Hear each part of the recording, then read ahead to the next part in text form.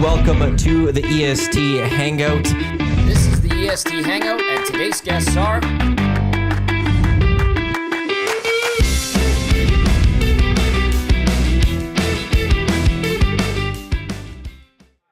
A very good Friday morning to you. Welcome to the EST Hangout, presented by Sentinel Storage, live right here on your clear choice for Edmonton Sports, Edmonton Sports Talk, presented by Play Alberta. Thank you to everyone for tuning in live on TuneIn, iHeartRadio, EdmontonSportsTalk.com, watching live on YouTube, as well as listening on podcast, wherever you get your podcasts. Apologies for the delay there by a few minutes. That one's on me. Come on. I blame we you. needed to add Don't some be so stuff. hard We on need yourself. to move some things. no Usually idea we have what a you're separate studio for the Hangout. And then Are you okay? I could set things up prior. Why are you But so today rattled? I can't. I'm not. can't It's even just hear myself. we needed to just get. You can't hear yourself? No. Oh, would you like to get some more I volume? can hear. No, I can hear you guys loud Oh. and clear. I think my levels are low. I think mine are too. Oh, yeah. Well- yeah, I'm hearing you guys like loud and clear. There we go, Matthew. Okay, let's Boom. try that. Hello. You, Hello. you guys sounding a little bit better? Yeah, we'll go. There with we it. And go. how Sure. there? Yeah, I that's think good. that sounds Yeah, that's much great. better for everyone. So apologies. Thank you to everyone though for tuning in. We're live at the Booster Juice Rec Center for Hockey Helps the Homeless. I'm Matt Iwanyk. He's Jay Milne. That's Tom Gazzola. We had Ron Low on last week talking about Hockey Helps the Homeless. So for those that maybe didn't hear that, or if they weren't listening to the morning show, you're just tuning in. We're here live. It's a one-day event, which is always a fun event. Tommy's played in this for a few years. We used to be here back when we were 1260. We were here a lot. It was an EST nominee for us being here last year, and it won an award. I don't remember which award it won. I think it might have been. I don't know if it was on location or if it was Hangout of the Year. Might have been Hangout of the Year. No, Hangout of the Year was Torrance. Torrance. Or was that on location? Oh man, I can't See, I remember. mixed those two up. Oh, I also speaking of SDs, because it's creeping up on us, and I saw yeah, we we're- don't have a date book. We have the Google Doc, and it's inactivated, which is fantastic. I was talking to Connor from Hudson's on White. There's Mike Brown, my old teammate. What's up, Brownie? Good to see you. Good morning. I was like, Hi, Mike Brown. Yeah, he don't talk to you. He doesn't. He didn't look like he he'll wants to come talk to anybody. He'll talk your ear off after. Oh, will anyway, he? I was talking to Connor from Hudson's White, and he said we want to do the after party there. 100%. Well, Beauty. I bet they would. I would imagine that was Yeah. a pretty favorable night for the fellas down at Hudson's. I need to go. Tommy, you can book bump that me date. up too. I think I'm on 2. You're on 2? Okay, there Yeah, we go. give me lots. Give me He juice. wants to be upped. Up. Oh, up, you want yeah. up? Yeah, He yeah. wants There we up. go. You guys and He your wants ears, up. holy smokes. Tom, I have 3 kids that are. There we You go. have 3 daughters. They yell. 3 lovely daughters, and then you got your mother-in-law, and you have April. You've got just a full house, buddy. You're the modern-day Danny Tanner. Rumor has it, because the girls are off, it's PD day. What? Rumor has it they might make an appearance down here at the Booster Juice Terwilliger Rec That Center. would be lovely. Booster This is- Juice Rec Center at Terwilliger. I Oh, believe it's is just the like official is name. this like a Metro It's at one of Garneau's? those. It's the Los Angeles Angels of Anaheim situation. I here. just enjoyed a Subway sandwich at the Booster Juice Terwilliger Rec Center. Booster Juice Rec Center at Terwilliger. Yeah, whatever. That's what I saw Yeah. on Google Maps or You whatever. know what, Tom? I must admit that in sandwich Terwilliger, you sorry. had, Booster Juice Recreation Center in In Terwilliger. Terwilliger. In Terwilliger. Because you might get confused with the other Booster Juice Rec Center. that sandwich looked good. It was really good. That by was the way. a, And uh, this is from Tamara, the wig lady. I'm good right now, Oh, my. actually. Thank you to Tamara. She got us hot chocolate and coffee and everything. It's going to be a fun day here today. It always is. It's made even better because the Edmonton Oilers are moving on to the second round. I don't know if you guys heard that. Yeah, Are you serious? that was something else. So we got a lot of that to discuss. That's all going to come over the next couple of hours here. As I said, Edmonton Sports Talk now presented by Play Alberta. Experience all the excitement of the casino in the palm of your hand. Download the Play Alberta app today and deposit $20 using the EST exclusive promo code 100casino. That's 100casino for a $100 casino bonus. And be sure to tune in later in the day as Jay will have his what is it worded? The Jay play of the day? Yeah, Jay's play of the day, which Jay's is play of the officially day. 0-1. Don't talk to You me don't have about to. it. You don't have to start that way. Well, Matt, No, you brought it up. No, you don't have to go to the negative on that. Listen, it was the right play. The It was a Oilers good- scored lots in the first period, Yeah. but unfortunately the Kings did earlier. I should have went with my gut. What was your gut? My gut, and I said this on air yesterday, I wanted to take the over. It was 6.5. I should have went with my gut. And but it's okay. You know what? We're going to bounce back. I'm going to whip something up nice. It's going to be a parlay that's going to play over the whole weekend. So it's going to start what tonight. sports? It's going to cross many different sports. Well, maybe not many, but it's going to include basketball and hockey. Ooh, to get that 2 ways. One, first, listen to the Reed Wilkins Show later today when they are live here. It's going to be a fun journey for Reed to get here. We'll get into that right away here. But Jay will tell you what that play is, and then head to playalberta.com or download their app. When you do it, right at the top or right on the side, it'll say EST Specials. That's always going to be there. You click on EST Specials, and it brings you to all of the various bets that have come up, the ones Dusty creates, the one Jay's creates, the ones we might just randomly create and be like, hey, let's get that one up there. As Dusty's saying, this is basically our own sports book. And then there's also going to be I forgot what they're calling the DJ and Den one. The EST Grandest? Grand EST. Grand EST. Yeah. Grand Oh, EST. the early bird bet today from Dusty. Blues to win. Bushnevich, 1+ goal. Kyrou, 1+ point boosted. That's plus 793. That's exclusively a Play Alberta, so go click on EST Specials and use the promo code 100sports, deposit 20 or more and get a $100 free bet, or YEG50 and you get a $50 free bet when you make a $5 minimum donation. As I said, the EST Hangout, it is presented by Sentinel Storage, Canada storage experts, more than 2 decades helping Canadians through life's transition. By Canadian, they got Mother's Day deals. Mother's Day just over a week away. 50% off 12 weeks on all units, 75% off 8 weeks, 10x10 units, 4 weeks free on selected units. Next weekend is going to be busy. Yeah. Oilers second round. Yes. Elks training camp starts next Sunday, I believe. I think it's the 11th. Fan Day, you guys are on Is location. the 17th. Yeah. Stingers get going on the 11th. That's right. Are we carrying And it's Stingers Mother's again? Day. We are carrying Stingers right. again. I was going through the schedule. There's my guy, Doug Hicks. I was going Hicksy. through the schedule. And then we're also going to have on Edmonton the air. Riverhawks back on Edmonton Sports Talk. Hey, so happy come to by do that. later. So when you're listening to the station, when you're listening to this, just talking right into the mic while having a conversation. I know, Doug but take the Hicks. mic off. Matt Iwanyk, nice to meet you. Hi, Doug Hicks. Jason Milne. Where am I? We've yeah. got Riverhawks Stingers. So if you're listening to our station throughout the summer at night, you will be able to catch the live local action from that. So it's going to be a busy, busy time. Before we get into the Oilers, I do want to talk about Reed's journey here today. Because Reed's eye patch, we now have to, I don't want to say take turns bringing him here, because I don't want to make, Reed's very worried. He is. That we're Overly worried. going out of our way. He doesn't want anyone to be out of, put off. Is that the right word? Yeah. They're or displaced. Displaced. Then, Yeah. I drove him to work yesterday, and I was where I'm like, dude, I live right beside I him. know, but I go to work. I'm there for before 9 for the hangout. You have a 3 to 6 show.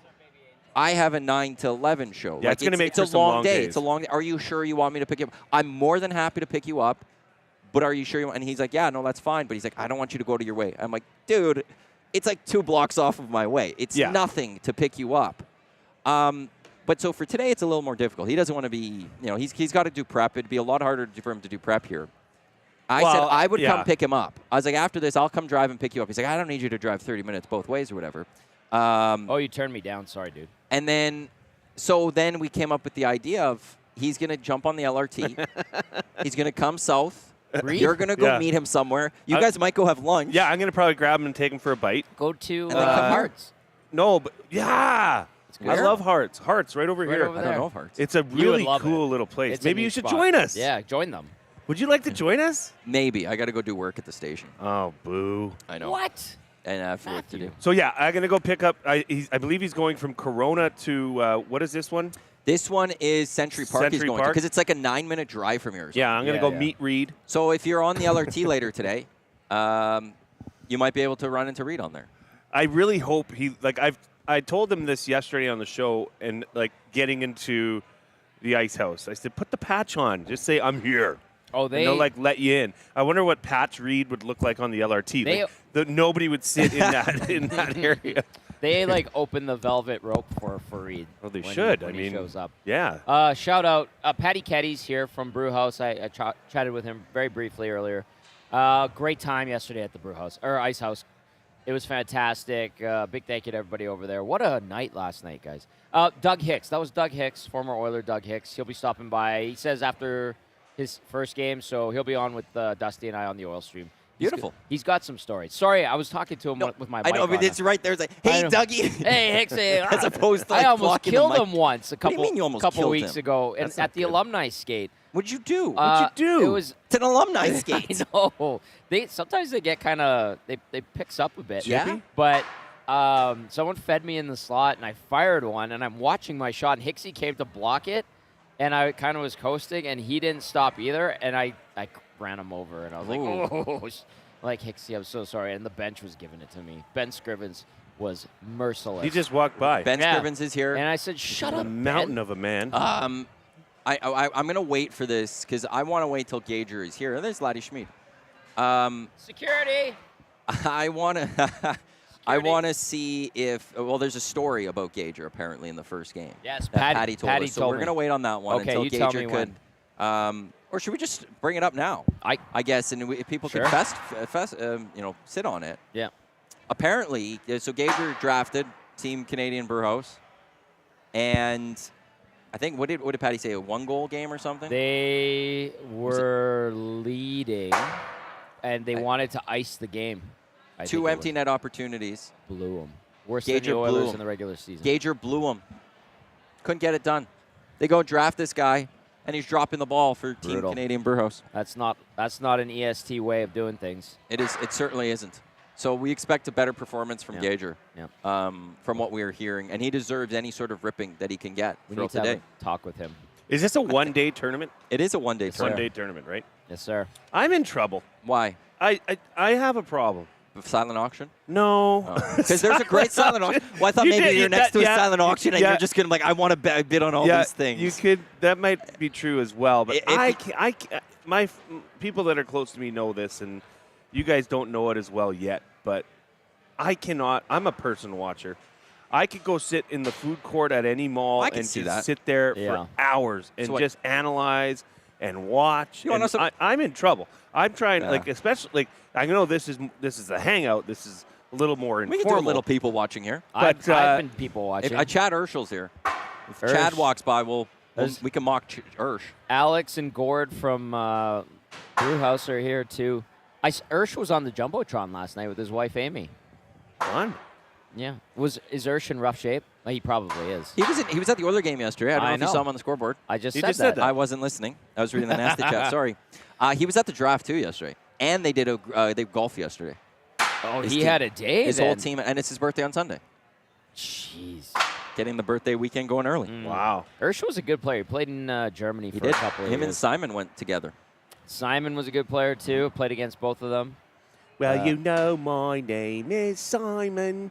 And I like to do drawings. I like to draw all day long, so come and do drawings with me. You got a really good English accent. That was good, Tom. That's Mike Myers. That's Mike Myers on SNL. There's my old teammate, Mike Brown. Hey, Mike Brown's in the Brownie. house. Let's get to. Come say hello. Wave to everybody.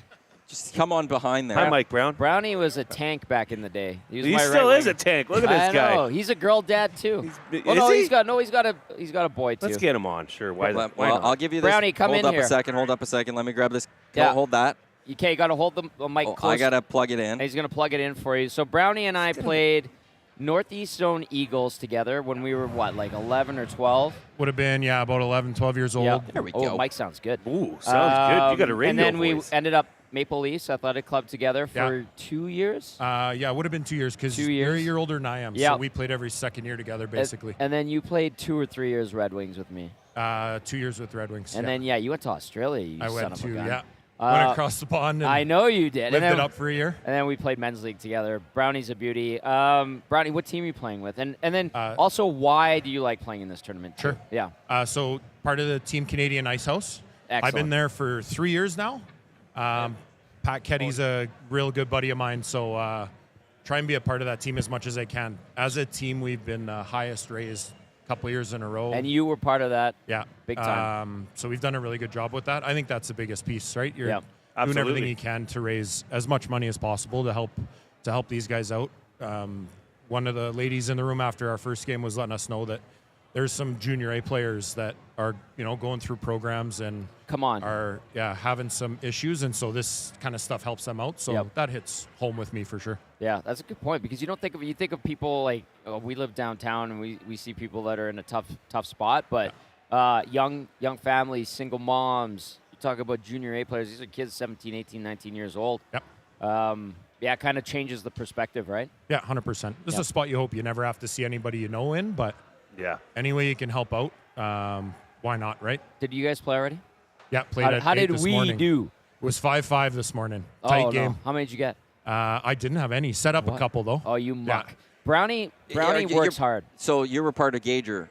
Yeah, when he missed the net. I was. He actually hit the post at the end. He hit the post at the end. Yeah, had about 45 seconds left, and he rang one off the post. Did he also miss the empty net, we've been told? Yes, he did. Yeah, for sure. Is that Tavish? No, that's I don't know where Tavish is. Yeah. That's Hey, guys. Yeah.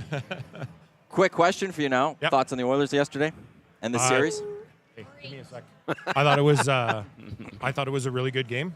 They're playing a lot of, in my opinion, good team defense right now. I think you saw that in the last. Can you believe you're saying 2 or that? 3 games? I you know, right? after games 1 and 2. Brownie But you're knows right. hockey. You're right. But absolutely. yeah, it's good team defense. Even the big boys are focused more on making sure that things are happening in their own zone before they're happening in the offensive zone. So that team's got firepower. They can score at will. So if you can keep them out of your own net, should make it easy.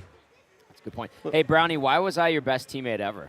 Oh, boy. Not only best teammate, but best line mate. Yes. I think every time we played together, which was awesome. So Brownie was always my right winger. Very reliable, good on the wall. very good on the wall. And then he would muck it up. Like I didn't have to go into the corner. Tommy was always in the right spot. It was easy to find him out front. Yeah, that's right. You should dress up as Stu Skinner in the California Closets commercial for Halloween. He's got I think that he'd look. be a dead ringer. Although you cut your hair a bit, Brownie. It is a little shorter right now. Is it? Yeah. That would be It a was great long for a Halloween while. outfit for someone like yourself. That'd be perfect. Because you actually, do look like Stu Skinner. Yeah, I could. And obviously the facial hair and the you got it going on. But get that wide, that wide brim hat, Stetson. Flat brim, yeah. yeah, Flat brim. and just walk around and pose. Yeah. I think that would. I think That's not a that's bad gotta be idea, it. actually. I like I think that, you yeah. got to run with it now. Yeah. I think I will. Yeah, absolutely. You get free pizza 74 for life. Yeah. Anything else for Brownie? No, sorry. I think I set up a QR code for the auction here. Oh, Big Uke okay. was asking. Good, So good. I hope that works. Give that a try, Big Uke, and see if that works on. Hey, the there's our YouTube guy. There's Joaquin. Hey, you. Oh, Brownie says you let everybody down. We Set- heard you set missed. him up and he rang it off the post. Yeah. We heard you missed empty nets. You still Yeah, didn't but score. Brownie said he would have buried that. We've been told. Oh, now Bucky's here. We were. Hi, Bucky. Those are the guys you need in here, not me. You coming on after. Well, thanks, buddy. Thanks. Good to see you. You too. Nice Okay, meeting we'll you. catch up Yeah, when's after. the next We're game? here all day. We're on at 12 o'clock. Well, good luck in that. Yeah, appreciate All it. right. That's Mike Brown. Hopefully, Gager plays better for you guys. Yeah, I hope so too. You tell him we to shape apologize. up. We apologize for him. Yeah. Thanks, Brownie. Thank you. Good to see you, big boy. Let's get to Hangout Headlines, which is brought to you by the Ranch Golf and Country Club. Premier golf facilities, corporate branded products. The Ranch, your all-in-one tournament host. Proud host over 180 tournaments each year, including the EST Golf Classic, presented by Play Alberta. They're here to help you execute all your tournament ideas. Book your tournament today. Visit theranchgolf.com. Okay, where do we want to begin with this Oilers team right now? It's, I guess, quickly wrap up the LA Kings before we look ahead to the Vegas Golden Knights. What were the biggest moments in this series that allowed the Edmonton Oilers to win the series? Because I'm going to actually point to one thing that Eric brought up that I do think we haven't talked enough about, and that was the comeback in Game 1. While they didn't win Game 1, that was the seed that was needed, I think, for the whole series. And we talked about it at the time, but we've spent a lot of time talking about the Hiller Challenge. We spent a lot of time about Quinton Byfield's not clearing of the puck. Right. How big was that comeback in Game 1 when the Kings were 4-0 to allow the Edmonton Oilers, the confidence knowing that they could score against and beat this team and have the comebacks, and for the LA Kings also to know it's just not going to be our year? I honestly think it was bigger for the Oilers because they then knew if we just get our heads out of our collective you-know-what and play like we can, that we can score and dominate a game and take over a game, quite honestly. Mm-hmm. So although, and maybe for the Kings players, I mean, we don't know. We're not inside the locker room. And maybe even within their own teammates, they don't know. But sure, they probably would not have forgotten about that and known that, that was not a good look. What happened? I don't know. They just flipped the switch. But I think that was a huge moment, Maddie, for sure. And well said by Eric on the morning show, because it just planted that seed. Yeah. That no longer, like, okay, we got this. Now, and then you didn't want to get in a pattern of having to do that, but they did. And then the last 2 games, they just took over. I think LA gave it everything they had in that opening frame. And what a first period that was, right? Yeah. Yeah, it was wild. Frickin' Quentin Byfield. That guy. And anyways, they gave it all they could, and then the Oilers simply took over. And it was the second game in a row where watching it, looking at it, viewing it, there was not a question that it was in doubt. You know what I mean? Game? Yeah. Yeah, it's the only thing that was coming up in that game was going into the third. The Oilers were a little sloppy at times, and it did allow. Like it was like, okay, the Kings are going to get their chances. Are they going to be able to bury them? And they weren't yesterday. Calvin Pickard was excellent as the game went on. Yeah. Like Letson was early goals. there's 4 goals on 12 shots to start the game. There was, but in the end, he was making some massive saves. Timely saves in those in the third, at late second and into the third period. Yeah, that's fair. Where that's the Grant Fuhrer quote, right? Like, didn't let the next one in. Yeah. I still Calvin don't know Pickard how was that, the perfect goalie for that situation. Was he a Vezina finalist type goalie yesterday? No. But did he do what was necessary for the Edmonton Oilers to win that walk? Absolutely. 100%. Okay, we were focusing on that game one. The seed, I think, is a great descriptor for that one. Yeah. But for oil country, quote unquote, did that comeback, even though they lost, did that not? I don't know if it put people at ease, but did it not put the idea in everybody's minds that, oh, by the way, yes, this is still the same LA Kings team, and yes, the Oilers can beat them. Because remember, leading up to the series, we were talking about, well, the Kings have Darcy Kemper, Vezina caliber goalie, and then Reed, very astute as usual, said, well, it's system goalie. Yep. And that held up to be true. Jim Hiller ends up rolling 9 forwards and 4.5 D-men. Shortens his bench. He gets hot under the collar and makes some mistakes as well. But that first game, the seed being planted, and the reminder, and I think for the Oilers, the team, and then Oil Country, the fan base, and us as media as well, is like, this is the same team. There's really no chance. Forget Fogle. Forget Joel Edmondson. Forget Kemper. This is going to be a very similar scenario. And it took a little bit of time and some doing, but it got there. Yeah, it was 40 seconds away from a 3-1 LA Kings series lead. You're right. Right? Like, and how things would have been different if Quinton Byfield does clear that puck. Jeez. But it's the Oilers' their comebacks against the LA Kings, and they're just like having their backs up against the wall. They don't do things easily. No, they don't want to ever do things easily. They don't want ever to give Oil Country like just a nice breathing room. It couldn't be like last year, I guess it was. But it couldn't be like a 5-game easy series where the Oilers just move on to the next round. No, they have to be within 40 seconds of being on the brink of elimination. But nope, 2-2 series, go to LA, beat them here in Edmonton, and on to Vegas. See LA. Bye-bye. Rough couple days for LA. The Kings were mad unfortunately yesterday, man. Unfortunately for the Lakers part of that. I just want to throw that out there. Couple really rough days. Well, at some point we'll have to move on from this series, and obviously you're going to get your fill of that, certainly over the the rest of the day. But is Jim Hiller's job in jeopardy? We were talking about that last night. Probably not, because of the ownership situation. This is something we asked Bernstein about on the pregame show, and he's like, they're basically run. I know Philip Anschutz is like the principal owner, but they're basically run by a real estate company, and as long as they're making money, they're generally happy, right? Yeah. So if they're in the black, there's two things I would say to why. Like, if the LA Kings lost games 5 and 6 by blowing leads again, big leads. And he didn't change. And he did this, or if he did the exact same thing that he did in the other games, which is just allow the Oilers to gain entry, and you're going, you're not learning from your mistakes. He did that in Game 5. I think Adrian Kempe was on the playing defense for the third period. Well, that was because they were they needed to get a goal, right? So then the other part to this then comes is he also gave up a great scoring chance for Ryan Nugent-Hopkins. But it's how you saw what some of those fourth line guys did for the LA Kings last night, and I know Bernstein asked Hiller about would he do Spence and stuff. Would you do those? Play them differently? It was no. Well, why not? Yeah. Those guys did produce in the end in the game that you needed.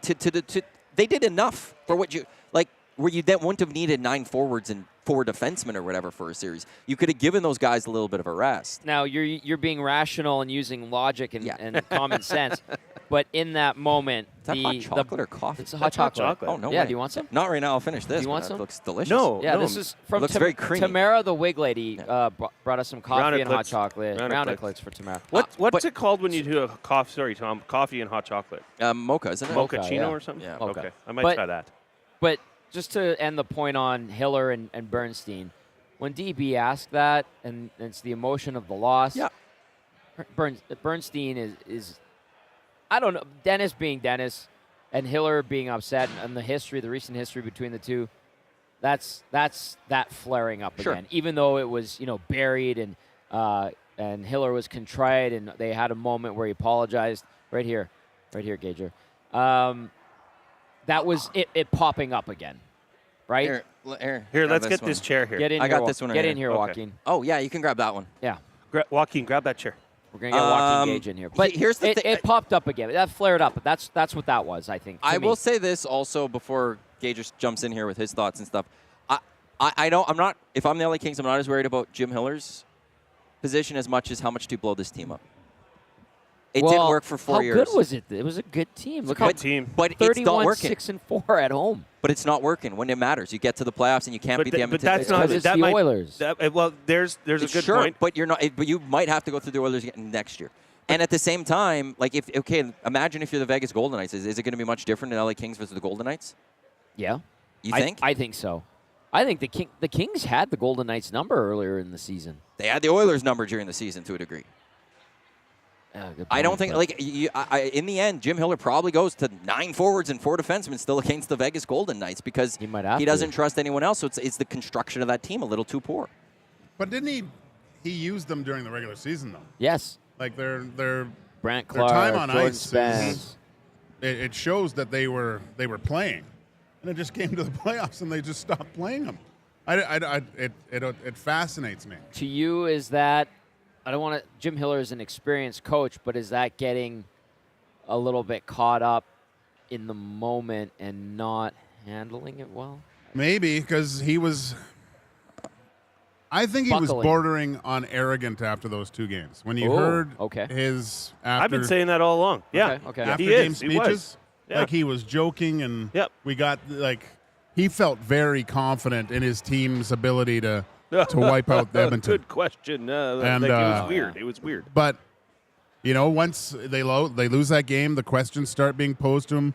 Why did you make that decision? I still look at the challenge as the turning point of this series. Mm-hmm. The fact that he had a team that was playing quite well, and to make that call and give the Edmonton Oilers a power play after scoring, it was completely ridiculous. Why would you do that with Connor and Leon? Yeah. And a chance to go win the game, 10 seconds in, boom. And you could see it. The Kings are like, what? Why? Why did we do that? We're in full command of this game.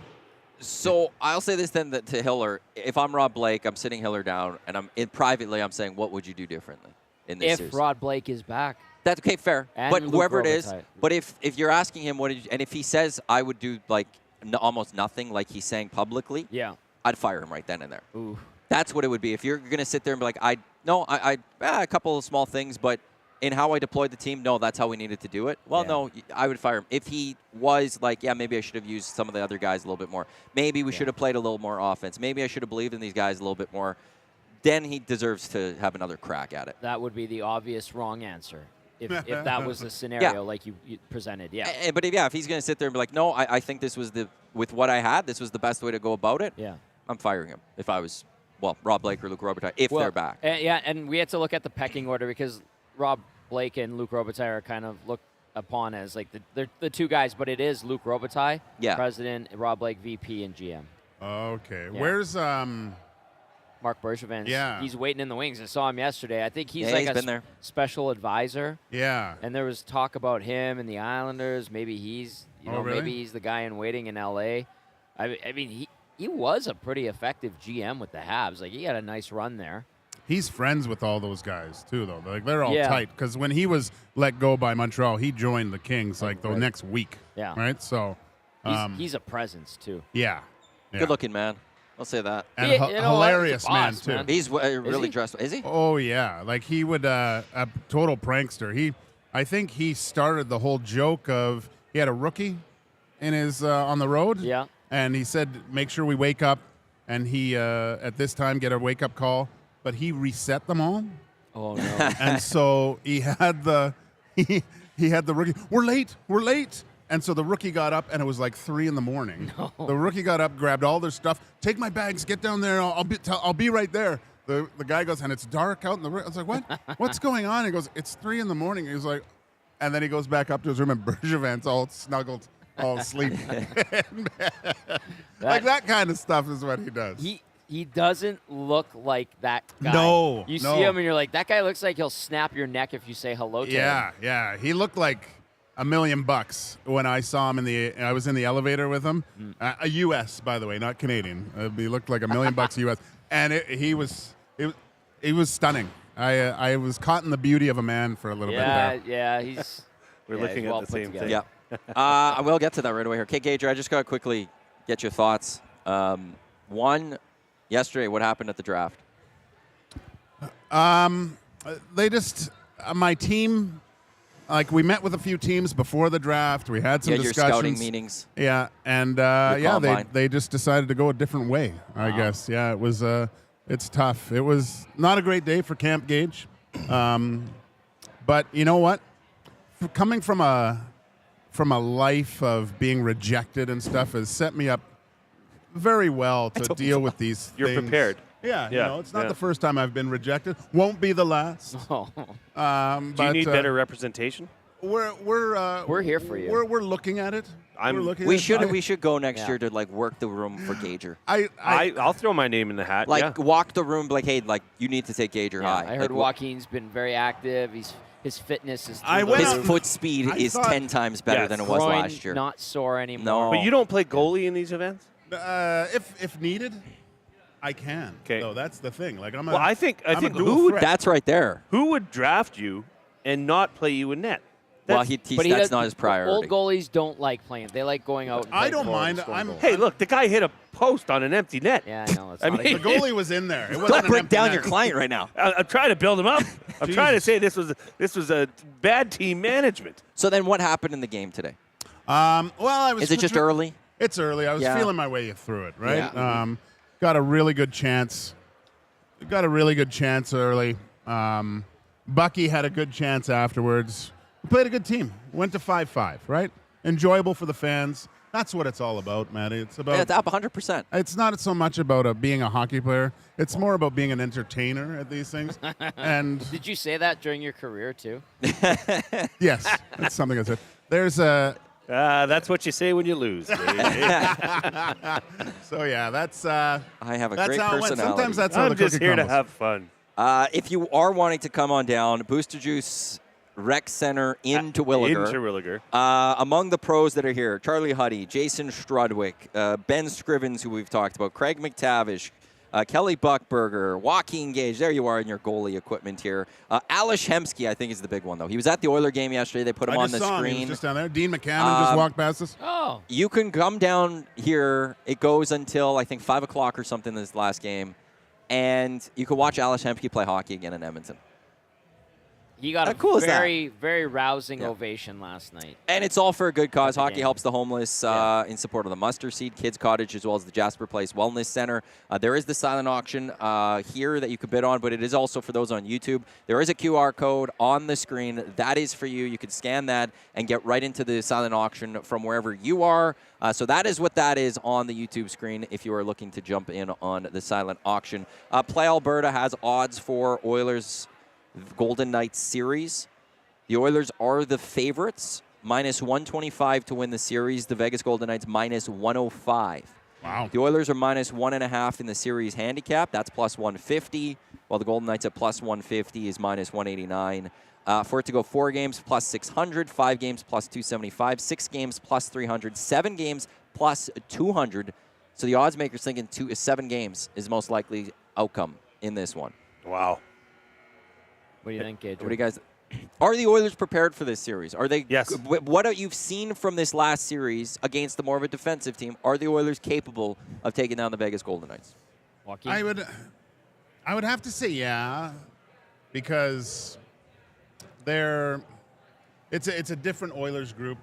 We've seen what kind of, I think, experience, and maybe that was the whole reason for the signings that they made. You know, you've got guys that have been there before, playoff performers.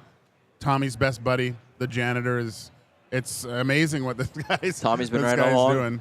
Arvidsson looked really good. Has been looking good. Enrique's been, I don't think at his peak, but he's starting to look more that grizzled playoff Yeah. guy.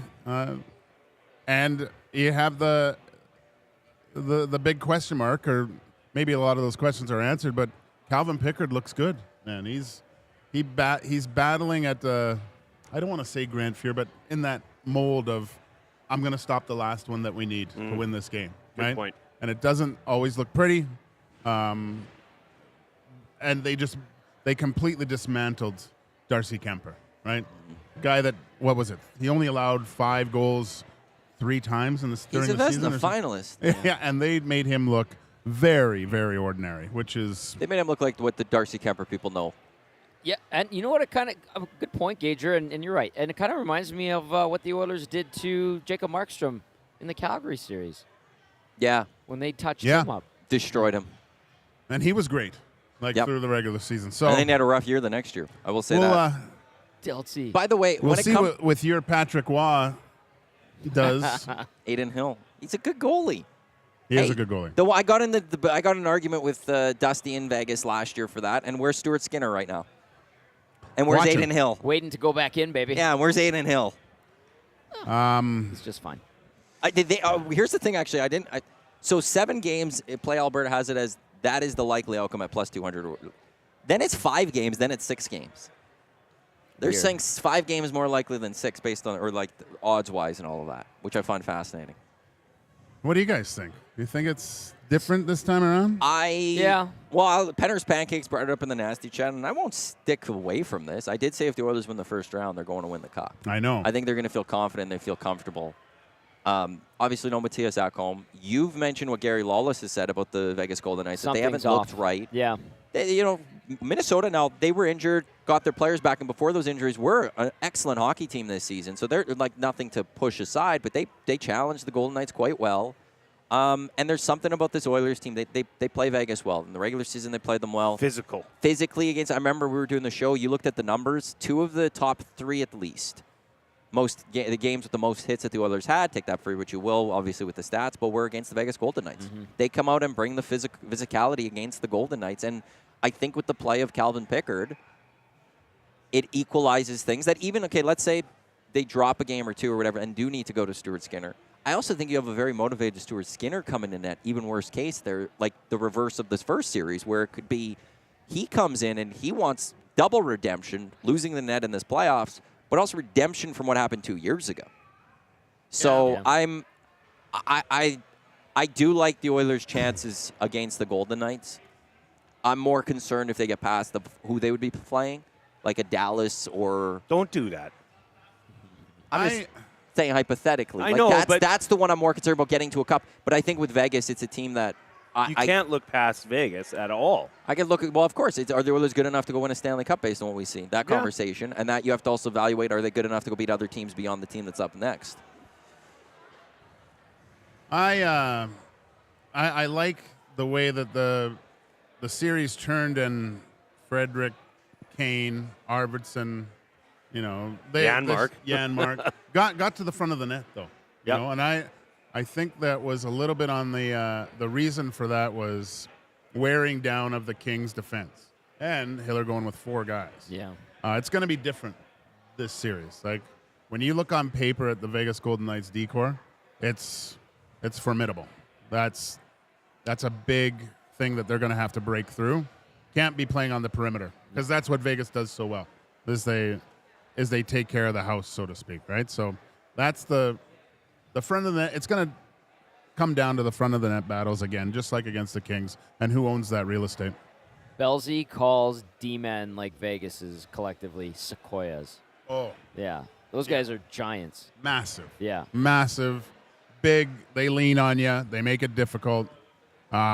There's no Jordan Spence, Mikey Anderson, or No. the young Brent Clark on that defense. And those guys are good too, right? But Yeah. this is a different animal. Hannafin, Petrangelo, Theodore. Yeah, it's White Cloud, it's Haig. big, strong, fast, good puck movers. Yeah, it's gonna be fun, man. Commish Quinn in the nasty chat, 880 save percentage for Aiden Hill in round 1. We like to see that. Yep. So another goaltender who, what did Cal Pickard end up with in the games he played? Over 900, He was over 900 but it probably going dropped into the last game. night, right? It was what did he? He's 850 something last night. 4 goals on 23 shots or 25 shots, something like I that. still don't know. I forget the exact. In the third period, that save he made, I still don't know how that didn't get pushed into his pad. that was the who had that chance? Was it Brant Clark? No, it was. At the end of the game there. Yeah. Yeah. He ended up saying to the guy, "No, it didn't go in." yeah. You could see them talking on the pile. Oh, yeah. But I think who dove in there and they pulled it out. It wasn't in at all. That was great. I'm very surprised it didn't find a way. I don't know how I that couldn't did. believe the no goaltender interference call on Mikey Anderson. Oh, Yeah. That was. I thought he killed him. Well, how was they that kill him, missed? but- How was that not called? I have no clue, man. I think it's because he came out of the crease, and I think the ref was probably just like, well, he's out of the crease. So what? You go behind the net, you're out of the crease, and you get hit behind the even net. if he But was, it's like I'm just trying to guess what the ref Right. is doing there. Is that like Pickard Like skates out as yeah. Anderson's coming across, that they're going, that's just an incidental collision. wasn't he pretty And set, it looked though? like, I don't think he was.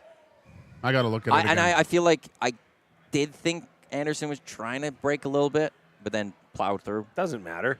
You cannot he took his head off. I'm all in favor of goalies leaving the crease. They're fair game. But if that I that am goes too. I in- am. I think that, I am and that's too. not the rule right now. But then- I'm in when that's the rule. I think it should be. Make Yeah. the crease a leaving a little bit bigger if you want for that. But if a goalie leaves the crease, they're a player. But the rule is the rule. Yes, and I do and like by the that. definition of the rule, that is 100% goaltender interference. I don't think you should treat them as a player. But You would say that. Yeah, no. no, kidding. but if they have the puck behind the net, I'm not saying railroad them, but you should be able to engage and battle Okay. for the puck. Okay, right? that's fair. Right? Yeah, But yeah. That and I mean, I hated Turco because he abused it. He was so good. he was good with the puck, but he would turn his back, and then guys would come in and battle with him. Then he'd fall, and then it was goaltender interference. It was so. That's smart. It was very I would smart. get very annoyed with that, Yeah, but it's clever in using the rule to your advantage. yeah. So I don't think you should be able to blow guy because you're not ready for it, right? Yeah. And vice versa. Goalies shouldn't go hit players because Yes. players aren't expecting them to drop their shoulder Right. into them too. That's why you see them kind of go flying sometimes, and it's kind of funny actually. I but have a question. I've never asked this, but I've always wondered whenever there's a goalie collision, why is it when a goalie gets hit or there's contact, they go down like they got shot and they're like, no, what did he do to me? Like, It depends. Most of the time, it's trying to draw penalty. yeah, I knew which it. is smart. Most of the time, it is. Yeah. Weasels. Yeah. We're there's nothing wrong with us. You look at how much equipment we're. Are you kidding me? There's a goalie walking Yeah. by right now, Excellent, full man. equipment Yeah. and stuff. Like, it's so hard. He's you a could, beast. You could run as hard as you could and hit that guy, and he'd be like, "What are you doing?" Take his stick and start hitting him. Yeah. I don't feel it. Yeah. What time's your next game? Noon. Now you got So, time. I got And you've time. got You're gonna get a bite EST afternoons. Yeah. Then after the game, I'll join Hernan, and then I got another game after, so I'll be on there for a while. Have Beautiful. to carry him. This is a good calorie burn day. Yeah, I guess. Yeah. It's all input-output time. Well, I Well was just said. going to say, imagine if you had to do your job with a Subway bakery smell in the background. That breakfast sandwich was I mean, phenomenal. the smells that are coming through here are just like. Let's It be masks honest. the smell of the dressing rooms quite well. That's one of the best smells. Look at Oh, Dean McCammon still got it. Nice. he looks great. Yeah, he Jesus, what a prick. That was Dean McCammon, dude. Jesus, wow. You're gonna be bringing in all the guys, all the former players on EST afternoons this afternoon, I think. I hope so. Yeah. It's funny because you could just like wave them over, Yeah. like Hicksy over there. Hicksy. Hicksy's joining us on Oil Stream after this game. Okay. Hicksy, you're joining us after your next game. Okay. I almost killed him in an alumni skate. Oh, did I you? told that story earlier, but I felt so bad. Hicksy's like, he's been a fan of Dusty and Eric and all the shows for forever, and he's one of those guys that thought, well, they're gone. And then I was saying, no, we're still there. And last night we were saying, Hicksy, yeah. He goes, well, I'm going to just talk to the Google machine now. Edmonton Sports Talk, right? Yeah. So, and I said, yeah. And so we got another guy on. Finally. very It's been a couple years, but. I think to be honest, our hardest audience to get back is the men and women like 55, 60. The boomers? plus. Yeah. Yeah. They're not called boomers? Yeah, That's that they generation. are. They're the ones that can't get you on the dial. The dial ain't the place to go anymore. Yeah. Can I tell you guys something funny? Because for those that don't know, I also do sales and marketing for EST. That's part of my role here. Yes. So You do it very well. Thank you. I go and try find people that want to partner with Edmonton Sports Talk.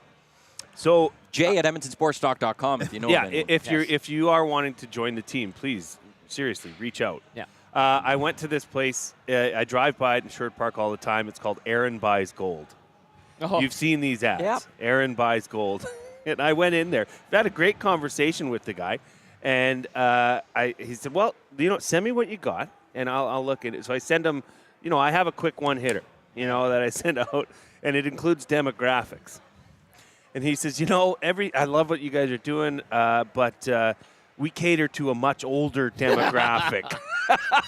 Well, he says our demo is 65 and up. yeah, they're on the dial. Yeah. So when you said looking for the dial, I'm like, that helps. My parents listen all. I mean, it's not My once you parents get it, figured it out. and it's that shift in your Yes. head of when you get in the car, just to press play on iHeart instead of, going to the dial. Right? Reed told a funny story because someone ran into him out in the wild, and they're like, I really miss you on Chet. And he goes, well, I have a new show on EST.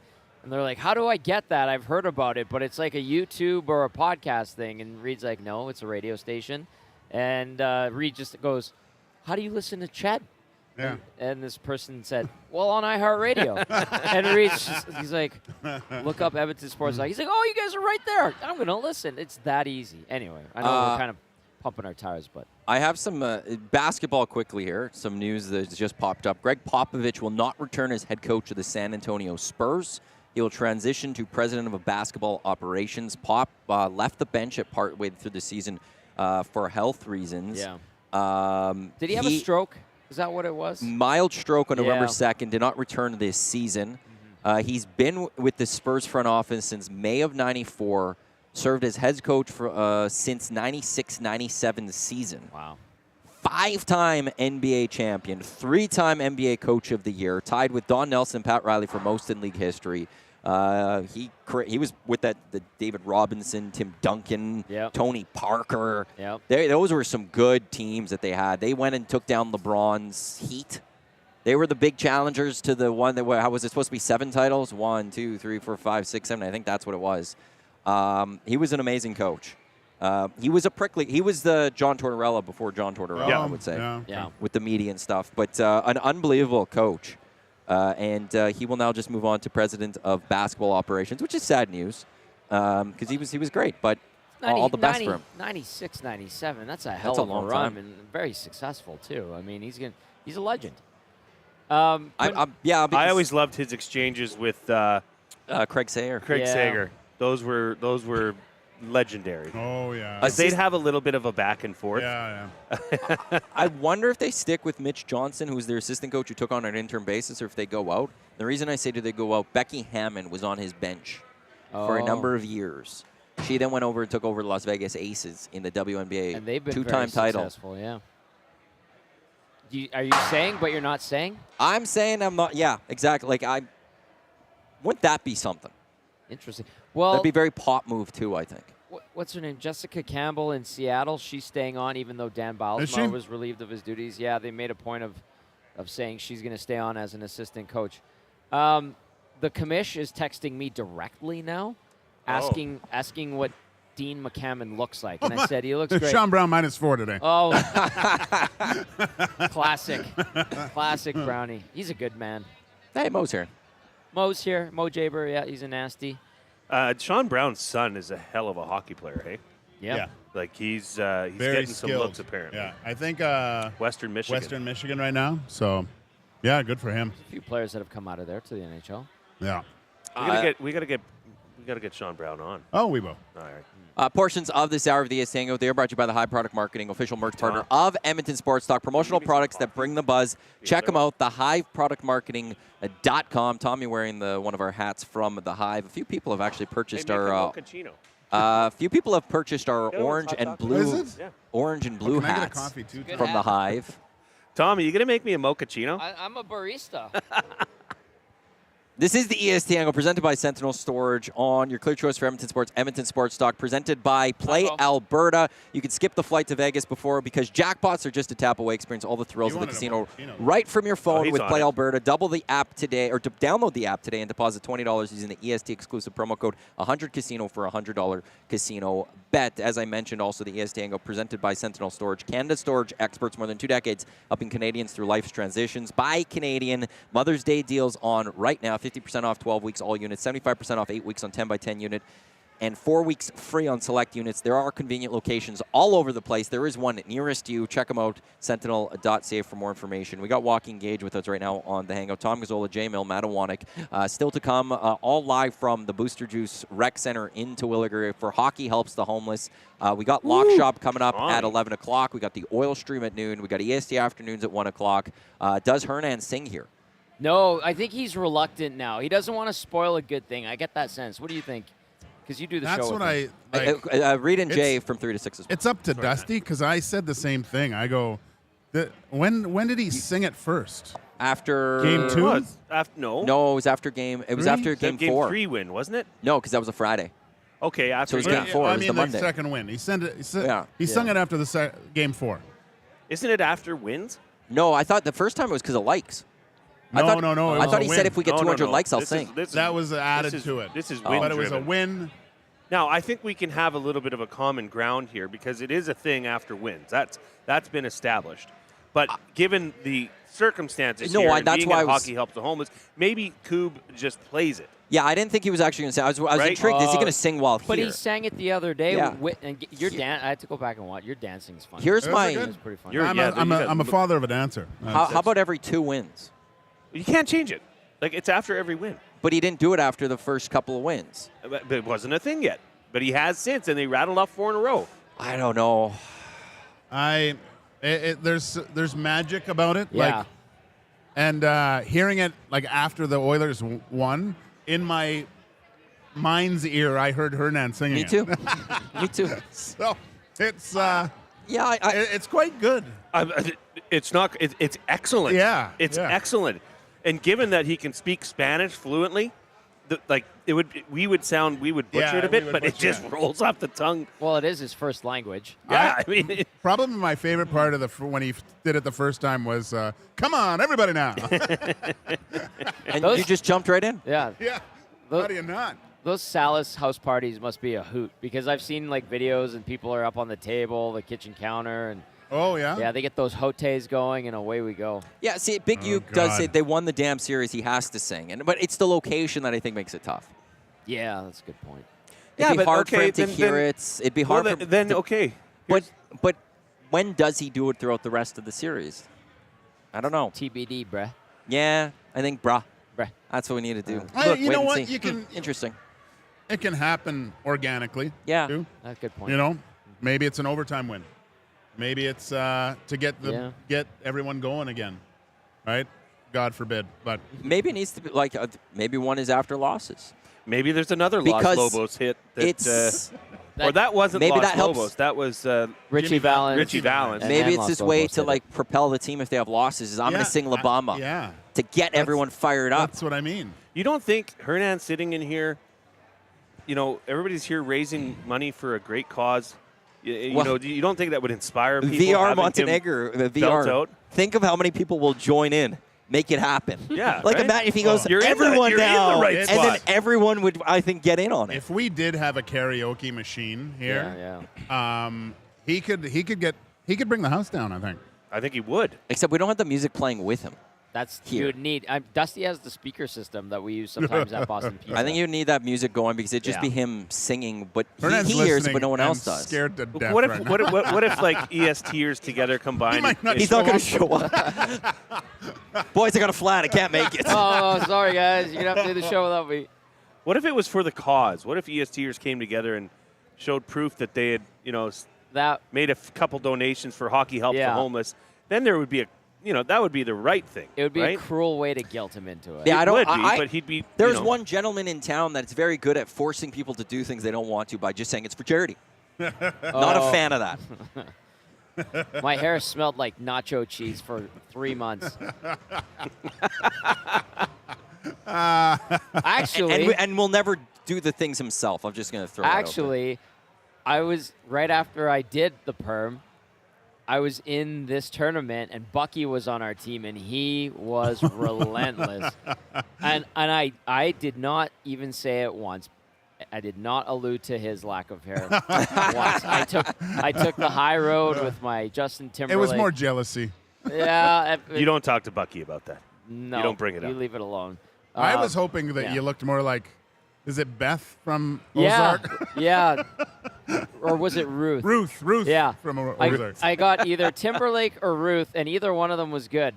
And I had like the two lines were it's gonna be May, or I like French toast sticks. That's Cass's dad, Chappie. It was Chappie. Yeah. Nice. Yeah, Cass is. Cass is out there. Cass is over there. He's right Over there. here? Yeah. Well, he was. He played against Brownie's team. Okay. I think Struddy's out here. Chris Kalanos. And hi, Chappie. Let's get to, actually, while we still have things going on here, the Play Alberta over-under segment here on the EST Hangout. Again, for Play Alberta, right now, deposit 20 or more for a free $100 sports bet. 100 Sports is the promo code, or YEG50 to receive a $50 free bet when you make a $5 minimum deposit. We did talk about the odds for this series of how many games. Let's say the Oilers win. Over, under, what would I have to put at? 5.5? Well, I don't know. That's, I guess, over, under 6. I guess a push would be 6. Can the Oilers do it 4 or 5? I think you'd have to put it at 6. 6, okay. Over, under 6 for the Oilers. Against games? We're saying if they win this. We'll go with if they win this. How many games do you think they're going to do it in? For this series? Yeah. It's going 6 or 7. So over or push. Like 5.5 is what I. Well, 5.5, everybody's Okay. going to take the over. You'd have to take the over Oh, on that yeah, one. I guess you got So I'm going to put it on it the at 6. Right. I'd have Set to it set at the line 6. at 6. Over, under. Over. Still. Over. Yeah, I'll over. believe. I think. I'll believe. Under. For sure. Oil and 5. That would be something. That would really. You want to talk about creating belief with the fan base? If they did that, I just don't see it. Like I just think that this is. You go get a split in Vegas. You take the 2 at home. Finish it off in 5. It's funny how Because at the there will be beginning- quite a bit of Oiler fans there, I believe. Was it Bernstein that's, I don't know, Hernan and I had another Kings reporter on who said, and we said before the series, who would the Kings rather face, Edmonton or Vegas? And he said the Kings would rather face Edmonton at the time. Like they were, but I think that was the confidence. That last or second last game of the season might have hurt the Kings a little bit more than you. by routing Just the Oilers. That's what happened to the Jets against Avs last year, too. Oh yeah, 7-0 they beat the Avs, and they then swept it the just- season series. Yeah. That Good false point. sense of security. So lose the last game of the season or game of the season against a team you might play in the playoffs. Wow. Because Connor was still in the lineup, if memory serves, correct? Like he played that pulled him. game. They pulled They him. pulled, pulled him out of him? that one. He didn't play that game. Oh, okay. The Oilers pulled went, everybody. The Oilers went into that game going, we don't care about home ice. We Yeah. care about health. Yeah. Yeah. And the LA And Kings, Kings were had a going all out full for that. lineup. Yes. Remember when everyone's so worried about the Oilers getting home ice? Yeah, man. Yeah, it was 2 weeks ago. It's crazy. Hey? Right. That's absolutely crazy. Yeah. I want to see. But like I was saying to a few of my friends, Kings are back home. They're back in Hermosa. Probably just sex wax up the surfboard and Away we go. then just a little relaxing. I don't know. They stayed overnight. Oh, did they? Yeah. I was talking a little bit with Sean May, director of PR for the Kings now, formerly Oilers PR, and he was frickin' pissed. Really? Yeah. Oh, he wanted to beat Edmonton so bad. I know he's not a player, but Yeah. the feeling, like, he is all Kings now, obviously, his ties to the Oilers, that's outside of friendships and stuff. He wanted to lay the boots to the Oil. You should have seen the stuff he was telling me before the series started. I was like, whoa, okay. You're from Edmonton, you know? Yeah. And, yeah, he was hot tamale last night. Very, very upset. And I think part of it is opportunity wasted because they were confident, and rightly so. The Mayor Manor on Twitter, I think they covered the LA Kings Manor NHL. Is that John Hoven and I Bernstein? think it might. Is that Bernstein? Bernstein has one with John Hoven. Maybe. That's Sirius XM. So potentially. It might be. I can't remember. Well, so here's the tweet. The LA Kings had a Vezina-nominated goalie, top power play in the playoffs, home ice advantage, led the most minutes in the series, second most goals in the playoffs. Clark and young players stepped up. Kempe, Deneau, Gavrikov elevated. Edmonton wins series. It just doesn't make any sense. And, like, you look at what the LA Kings actually still did in this series. Like, they probably went up a couple of some other teams. They might have had better fate. But the Oilers just have their number. I'm looking ahead to the next series. Oilers power play in the playoffs, 38.5%. The Vegas Golden Knights, 27.8%. When it comes to the penalty kill, what do we have here? Trying to do this on the fly here. The Vegas Golden Knights, 76.9%. They're 7th in the playoffs out of the 16 teams. The Oilers are the worst penalty kill team in the playoffs right now. Yeah, It's they were 60. bad. But the Vegas Golden Knights power play isn't exactly the best right now either. So that'll be a fascinating. Because that was Which the is turning point. incredible. On Reed's Read yesterday Yeah. brought up a great point. The first 2 games, special teams was a big thing too. The LA Kings had a great penalty kill. Their power play was also going. Then it flipped. Can the Oilers continue that power play success into this series? But more importantly, can the Oilers penalty kill stop the Vegas Golden Knights power play? They went 2 for 2 yesterday. The Knights? No, Edmonton's on the PK. 1 for 1 on the power. Yeah. Special teams were a plus last night. Oh, yeah, because they killed that Hyman one, right? Yeah.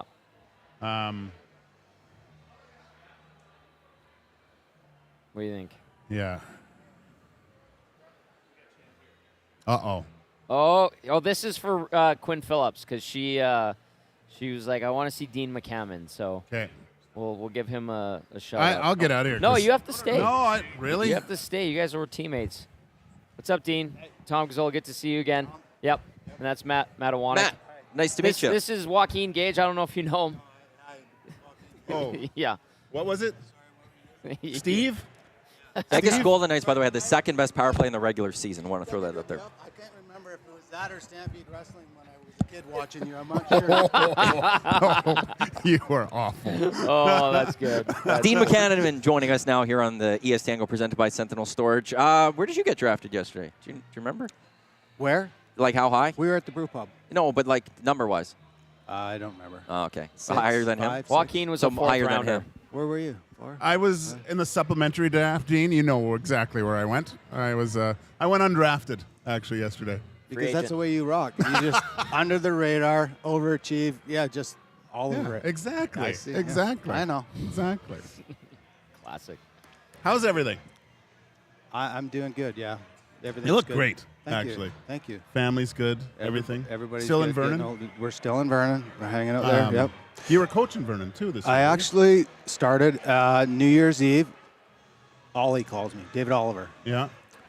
And he said he was talking to his brother, Joe, who's an agent, and he said that the assistant coach for the Vipers just resigned and went to do something else, and they need some help. And so I went and I talked to the owners. I said, I can help push pucks or do whatever. Yeah. And they're like, no, we need help. Like, we want you like on staff. Yeah. And I'm like, well, I got like a 2-week vacation coming up in the end of January, and he just looked at me like, you better cancel it. I'm like, are you serious? And so he's like, yeah. So I went from, not doing anything. I mean, I would help with the chapel program with the Vipers for like 8 years. I never pushed on the door, but I'm like 25 years been there, and I always looked at Carla because she was like, Dean, why don't you coach? Yeah. I'm like, no offense to people in Nipawin, but I would say to her, do you want to go live in Nipawin, Saskatchewan so I can start coaching? And then they're not handing out coaching jobs around here. Yeah. And now they handed me a coaching job, so I'm like, I better take it. Yeah. Oh, there's Cass. Yeah. How do you like working with kids, Dean? Like, what's it like dealing with kids these days compared to when you guys were younger and players? What do you notice in difference?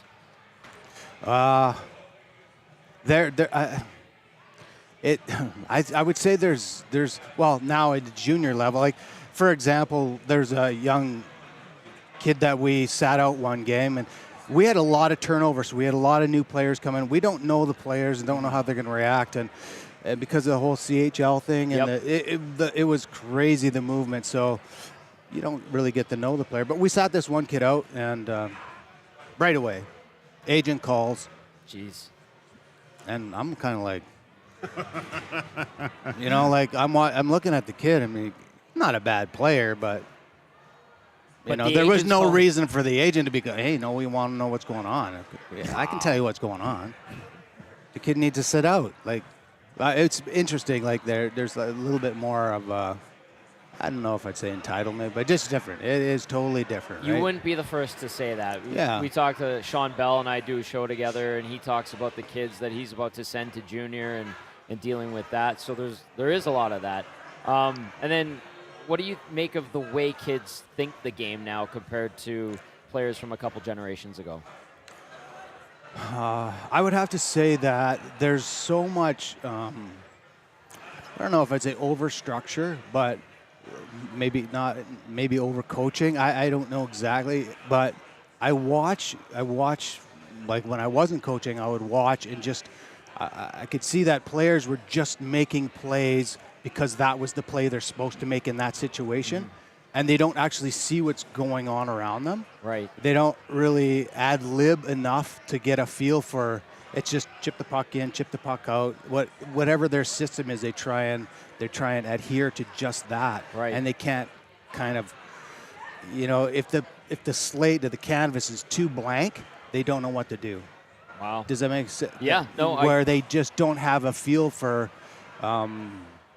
Maybe I should just hold on to the puck. Maybe I should just, whatever it might be in the situation. I see guys, when they have time to make a play, they just throw it off the glass and out because they don't want to make a mistake, or this is the system, or it's like chip it in. Yeah, you're standing at the red line, you got a stretch pass and you chip it in, but there's nobody with speed going to get it. So why wouldn't you collect it? And I actually was doing drills with our guys, the wingers, when you come back to the puck. If you don't have anybody supporting you, then you can't chip it. You got to actually collect it, make a play, hold on to it, find somebody with speed.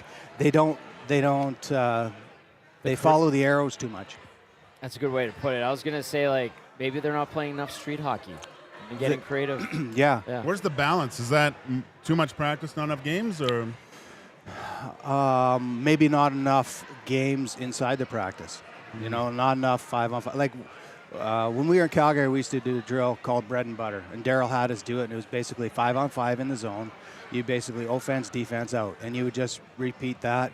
And it was it was our bread and butter drill because it was always the game situation, and I brought it into Vernon to kind of like help us in our own zone, because a lot of the times it would be you would watch the guys try and battle, but then they'd be chipping the puck out, and we'd always be turning the puck over. So this drill was like where you have to carry it out. You have to make plays to get out of your zone. It's not just, throw the Hail Mary and give them the puck back. Yeah. It was just to kind of get, and I said, I don't care how you get it out, just make plays to try and get it out, to engage, that weak side D man, the guy that's slashing. It's not a chip to him way up at the red line where he's by himself. It's to create time and space, but also create puck possession. Mm-hmm. So I don't know. I just find that they're Now, being a coach, are you on the recruitment side of things as well? Are you out there looking for guys? And what does that look like now with the NCAA? It's a lot different than we were in the CHL, for sure. Yeah. I'm not quite sure. I'm not quite sure how it's going to play out. The problem, I think, now with the BCHL is this. You're not going to have your elite player coming to the BCHL trying to go to the NCAA. That player is going to go to the Western League. Yeah. So, and then from the Western League, you could go 17, 18. Well, even look at McKinnon.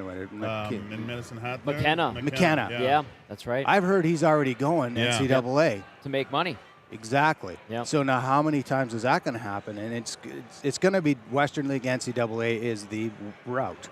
So what does that leave you left with the BCHL? What player is going to come to the BCHL that's going to be there, that's going to try and continue on? Right. What is that platform? What's that stepping stone in the BCHL for them? It's probably, I don't know. So I don't know the dynamic of the player that you're going to get there or their mental position. Is like, it could be just an older league where this is kind of the end of their junior career. Right. I don't know how that's going to all play out. What's going to be left for them? It's like shifting tectonic plates right now in junior hockey. It's crazy. Yeah. Yeah. So. Yeah, because I'm talking with Bucky being in Devon this year, like I lost some players to different leagues. It's just and I know who stole them. Did he tell you? Oh yeah.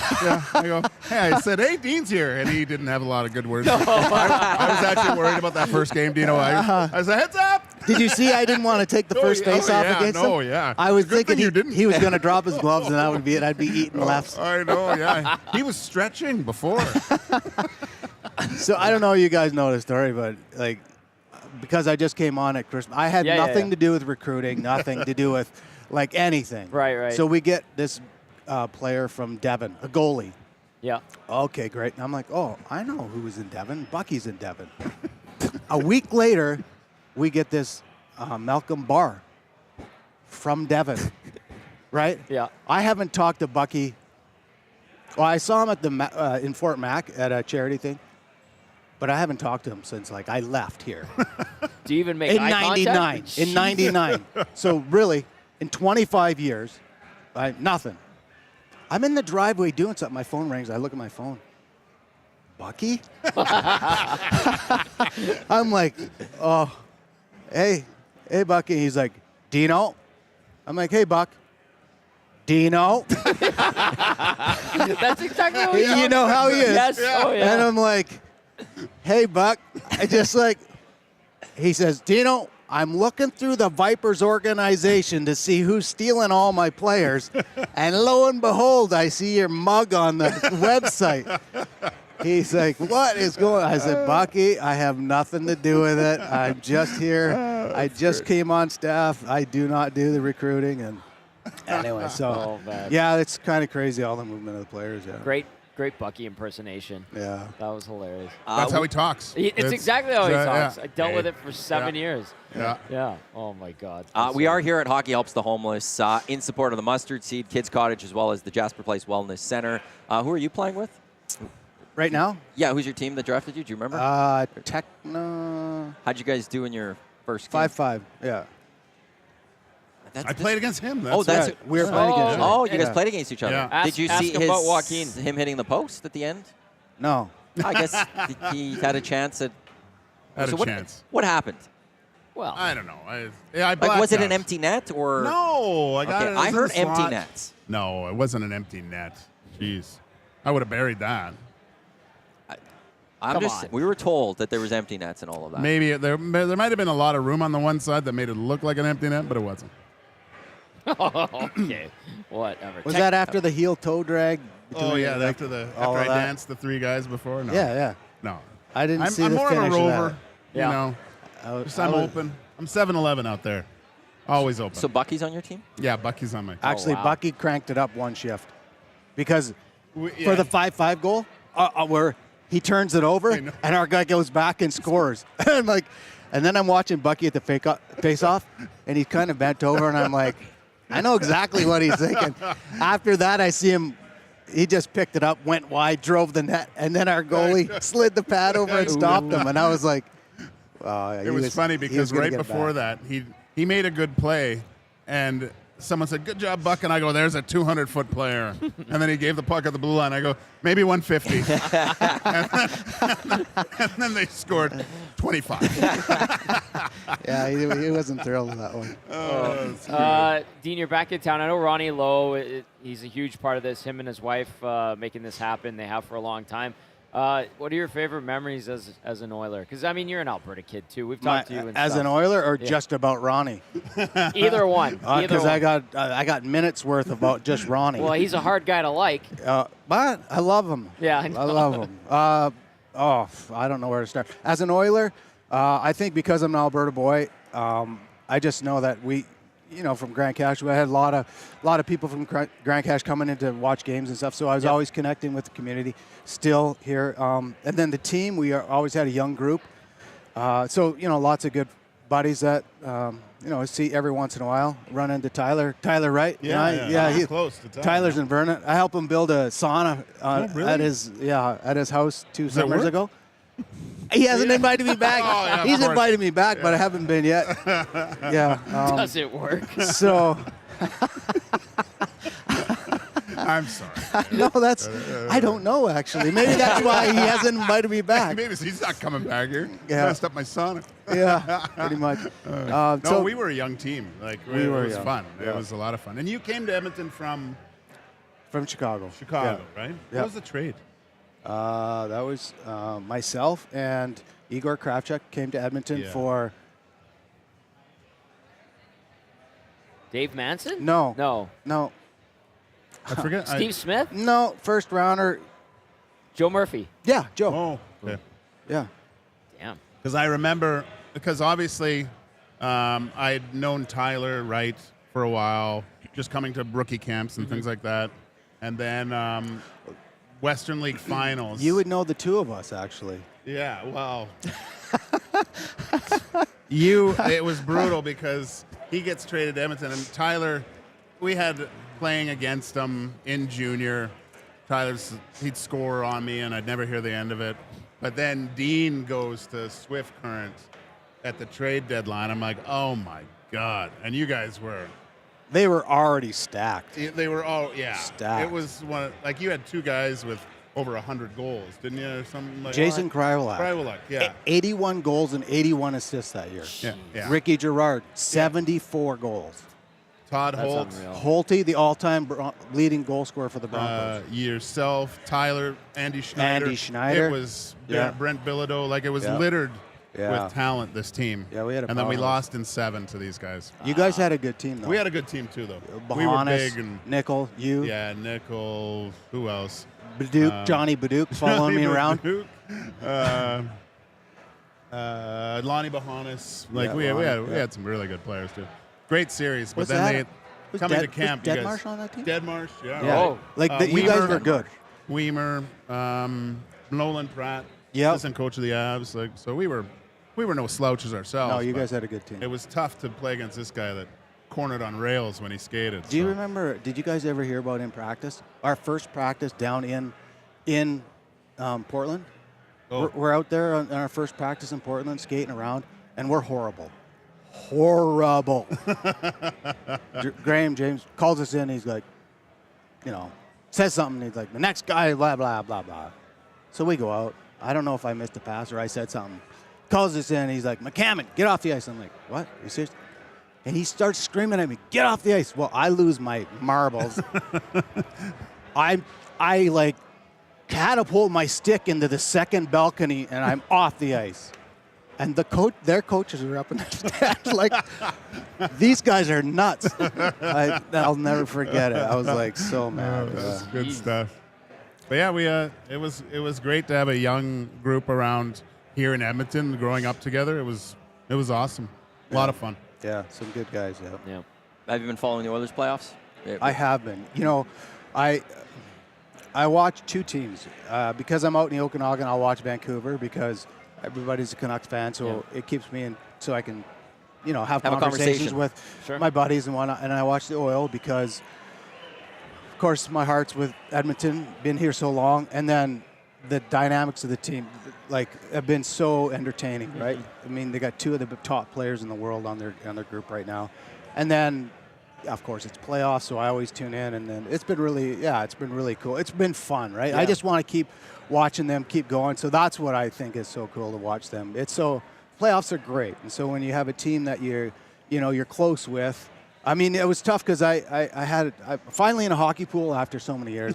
People like, do a hockey pool. I'm like, no, I don't know who's good or right now. Right. So I fill out the thing and I look and I'm like, I got a lot of Toronto players, right? And so I'm like, hopefully they do well. And then I'm like, okay, they're playing against Ottawa. I'm like, I feel like I'm like, ooh, cheating, right? Because I played in Ottawa for 3 years and I'm like, and then they're coming back and I'm kind of rooting for them because.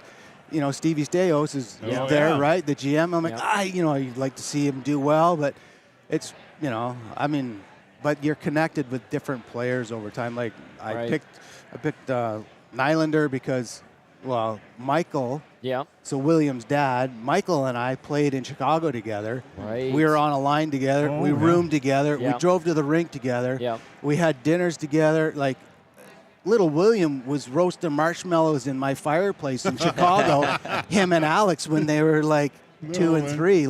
So I'm like, now he's making $11 million. I'm like, good for him. But those are the connections you watch for those things, or like watching the Kachucks play. It's right. Apparently the Kachuk boys are just two great kids. As much as everybody hates them on the ice, apparently they're awesome guys. I have heard that. Yeah. They're just It's interesting. Yeah. Who do you stay in touch with the most? I know you were helping build Tyler Wright a sauna. Whether or not it works, we don't know. But who are guys you keep in touch with the most? I would say I connect with him every once in a while. David Oliver, who played here. Yep. He lives in Vernon. So another close buddy, Sean Donovan. Oh, yeah. He and I played in Calgary together. Yeah. And then we were in Ottawa together. Mm-hmm. So he still lives out in Ottawa.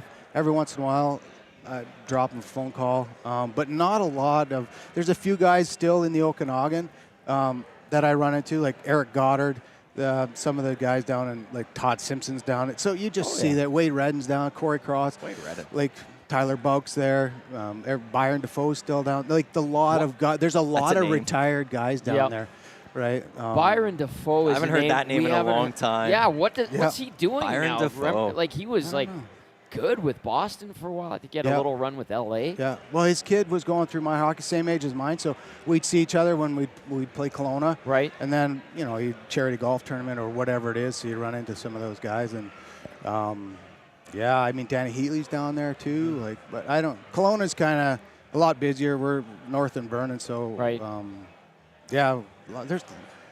Tyler Myers got a place down there. Tyler Ennis. There's a lot of guys down there, so. As far as who I keep in touch with, I don't really. We're hockey players. We don't really keep in touch until all of a sudden we're. And then Gager came. Actually, he spent the day on the lake with us when. Of course he did. He's at the. Oh, you should have seen this. La Casa. You're down in La Casa. Oh, yeah. He rolls in on his boat, no shirt on, his long hair. Just waving. It's like slow-mo coming in. Oh, yeah. My wife's like, who's this guy? And I go, whatever. It's Dean or whatever.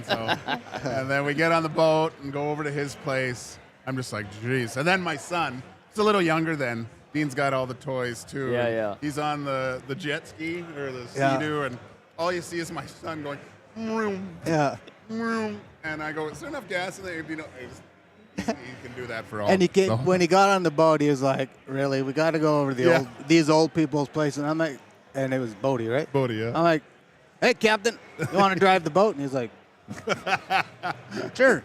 So I'm like, sure, get on my seat. And he was, I think he was pretty stoked. Yeah, he loved it, man. He was like, can we go back again? Can we go see Dean again? So I'll tell him you said hi. Yeah, dude. Yeah, for sure. Speaking of that, Rod Phillips' daughter Quinn said, "Please say hi to Dean McCammon for me." So I said, she's very happy in the. She's very happy you're on the show. Cool. She would have been younger when you were on the team. Well, too. say hi to Rod.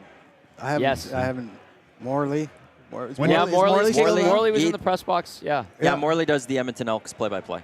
Okay. He's been doing that for it's got to be 10 years now. Hey, Morley, so. if you guys watch this, hey, Morley, I still remember you gave me a Keith Green tip. That was your go-to music guy. It's funny the stuff you remember, eh? Oh, yeah. Yeah. Crazy. Yep. Crazy stuff, man. So who do you got next round with the Edmonton going up against Vegas? Oh, I don't know. Yeah. It's such a, I have no idea myself. Are the It's a Oilers coin good flip. enough with what you've seen to go win a Stanley Cup You know what? this year? Through this first round. You know what? In the conversation about different players coming, like, what's in his Podzokin? Bud Colson, Bud Colson. He's coming on. The Brown. Like, he can wheel, that kid. Like, there's some of the things that are, starting to maybe hit at the right time to help that push. And then Pickard has been, he's been doing. So there's enough little things that can help the bigger guys. I mean, those two are amazing. Yeah. And I mean, I'll be honest with you. And not that I know Corey Perry personally. I don't, right?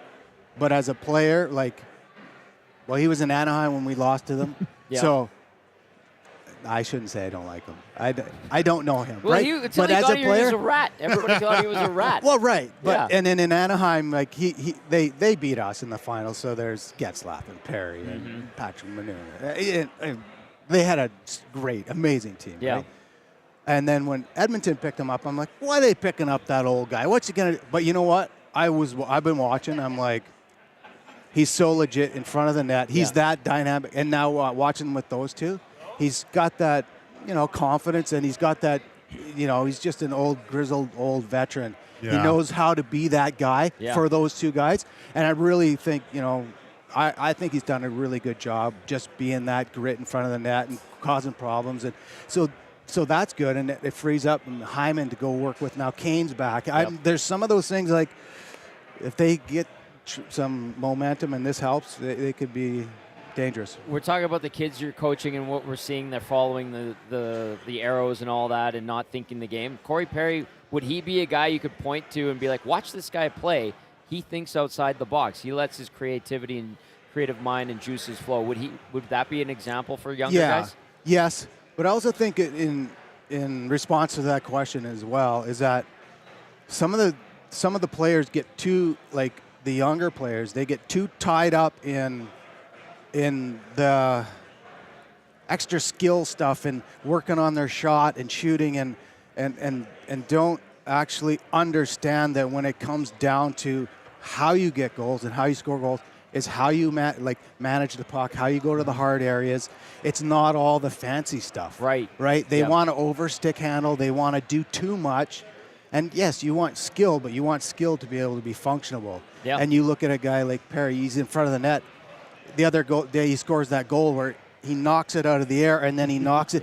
That's good hand-eye coordination, but he's in the right place at the right time, and then his skill kind of allows him to cash in. Yeah. It's the fundamentals that is your platform, and the skill is kind of the icing to get it done, right? That's a good way to put it. And so a lot of the kids, they over-focus on trying to be super fancy, and it's like that's not where it's at. It's about understanding and kind of putting the elbow grease behind it in the functional part, and then cashing in on some of the skill, the shot that you develop or your hands or whatever. Well said. I like it, like you said, just when they talk about building a championship team, it's like a puzzle piece, right?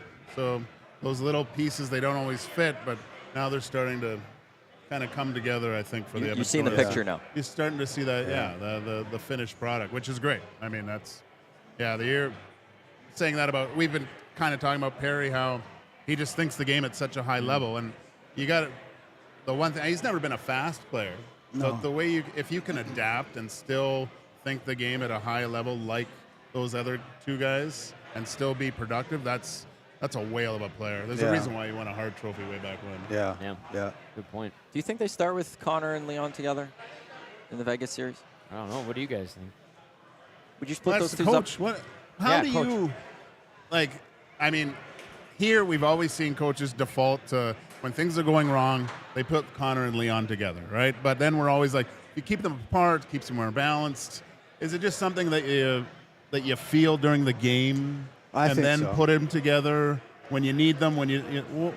Yeah, I think so. Yeah. It's just like there's so much dynamic there. I mean, their puck possession in the zone is off the charts. Yeah. How they just like you think, oh, well, and all of a sudden they're going down low and they're interchanging. It's like it's so nice to watch. So when you have that kind of a dynamic that you can put out there, the other teams are like, oh, okay, now we got to be extra focused. You know, can we handle one of them on one line with? Well, yeah, that's more manageable. But now the two of them on one line, and then they're breaking them up. I think that keeps the other coach on his toes trying to figure out. It's like when they put McDavid on the penalty kill. Oh, yeah. Right? It's like, what's he there for? To put their power play like, okay, we can't, we turn over the wrong puck. It's in our net. And that changes their posture a bit. So, right. I like it. Maddie? Oh, Ron Low might come join us here. This is the EST Hangout presented by Sentinel Storage. Get out of here, Sentinel Storage, Canada Storage experts. Live at the Twilliger Rec Center for Hockey Helps the Homeless. Dean McCammon with us. That was Joaquin Gage. Tom Gazzola here. Matt Iwanyk. Ron is coming into the show. You could pass him. Yeah, okay. Sounds good. We'll have to make sure. Yeah, there we go. We got the mic. Ron, welcome back to the Hangout. How are things going today for you? Unbelievable. We're way ahead of schedule, which is awesome. It's great turnout as always. I'm not playing today. I played the last few. We were talking about Joaquin. He's playing out. Hit the post, missed an empty net. Dean was making fun of him, rightly so. I think Bucky was giving him the gears, so maybe he should sit the next game out, Joaquin. Or maybe he could be the guy that opens the gate like old times. Well, yeah. But let's not go there. I said let's not go there. Yeah, unreal. No, this has been a hell of a turnout. Really, really. We're going to make our goal, which is better than good, and that's beating Calgary. Hey, beating Calgary. I think we're going to be real close. I think we maybe have it. I think people could. Okay, well, let's make sure we have it. The auction QR code is on the screen on YouTube, so go click that. Get in on this silent auction. All the money goes towards Kids Cottage, Mustard Seed, and Jasper Place Wellness Center. For you, what's it like having players like Dean McCammon and stuff come out to this event? Did Dino tell you the story about what happened in Ottawa with me and him? No, he did not. Me and him had a brawl. Like, we went at it. Yeah. It was probably the worst I've been hurt in hockey. I'm out doing a drill with Nick Foligno, and Dino's skating like a million miles an hour, cuts my feet up from underneath me. I fall, hit the back of my head, and probably had 34 stitches. I'm going to have to adjust the story. And the next thing you know, I'm on a plane with the Senators headed to, where are we going? I don't know. But I shouldn't have been on that plane. I don't know. I think I could have died of a concussion for I was sure. glad you were. Oh, my God. That was a crazy. So the whole story? Tell it. Tide's talking to Nicky Foligno. They're like talking, face to face. Yep. Sean Donovan and I. And Dono is like he's a race car. The both of us can just rip, right? We're screwing around after practice, and all of a sudden we're like, we're playing one-on-one. And I'm going as fast as I can backwards. Yep. And Ronnie's standing talking. I don't see him. And Dono's not even. We go, and I hit Ronnie right back to back, and he hits Nicky Foligno. No. And when the car crash, I get up and I look, and I'm like, holy! Nicky Foligno's like against the boards, with the wind knocked out of him. I'm like, I hit Nicky, and I look over, and Tide is out cold. Oh no! Out cold on the ice, and he's bleeding out of the back of his head. And I know, because I was with him in Edmonton, right? I know, just health stuff and whatnot. And he's not moving. Like, he's not. Everybody's gathered around. The trainer's coming out, and it was a couple minutes where he was out. Gonzo. And I'm like, I just killed Ronnie. I seriously, this was not. I was so like. Anyway, so he gets up, he sits him up. Scotty comes out, Pellegrino's, and who was our medical trainer there? Oh, Matt, never mind. Yeah, the guru. I'm Anyway. 75, and you're asking me questions about who my I couldn't. trainer was? I just remember Scotty was there. So everybody's out on the ice, and Tide sits up, and I'm like, okay, he's okay. He's talking. So like everybody's around. Chummy, I call him Sean Donovan. Yep. Chummy comes into the pile, and he's like, Tide, I don't know what happened. We're gonna find those two that did this to you. And that was it. And so anyway, when I sat up, I was blaming Nick Foligno. Yeah. I said, what the heck? It was these other two assholes that ran me over. Like, what is that? Pair of clowns we were. It's all good. Jeez. Yeah. So that's I don't know. So we were what? So because Teddy was there, and then did George come after Teddy, and then you took over from George? Yeah. Burnett. Yeah. So it was 2 years. So when did you start? 95. Yep. So we had 4 years, 95 to 99. Yep. Went through the whole gamut, Yeah. actually. Yeah. And then I went A lot to of Chicago. fun. So A lot of fun. So lots of memories with Tide riding the bike, sweating like a hog, just throwing his sweaty shirt at Arnie and I when we walked by. And Always- one of my favorite stories, though, is when you had, so this is early on, Tide's got a blindfold, and he's got, I don't know if Cagey or Kevin. No, Primo. it was Cagey? no, it was Sparky bought me out. Sparky's leading Ronnie into the dressing room, and he's got a blindfold, white blindfold, and I'm like, what's going on? Yeah. And here was like basically a display of the way we were playing. Tide was like, you guys are leading me to the firing squad, was his message to us. I was like, I will never forget it. It was one of my favorite memories. You actually did that? Yeah, and I had a cigarette hanging out of the side of my mouth, too. It was his last smoke before we're getting shot. I absolutely knew I was getting fired, so I figured, what the hell, I might as well Try something. Yeah, Have some fun. Good way to do it. We're 4 likes away from 100 on the channel, by the way, on YouTube. So hit that thumbs up for Hockey Helps the Homeless. So yeah, like everything's going well. You know what? You can't beat this. It's 26 degrees outside. Oh, yeah. Should be golfing, but instead we're in here making money for a charity. What more can you ask? People come down and watch some great players play some hockey. Honest to God. Like, it's actually, I've been watching a few games. And you know what else today was really cool?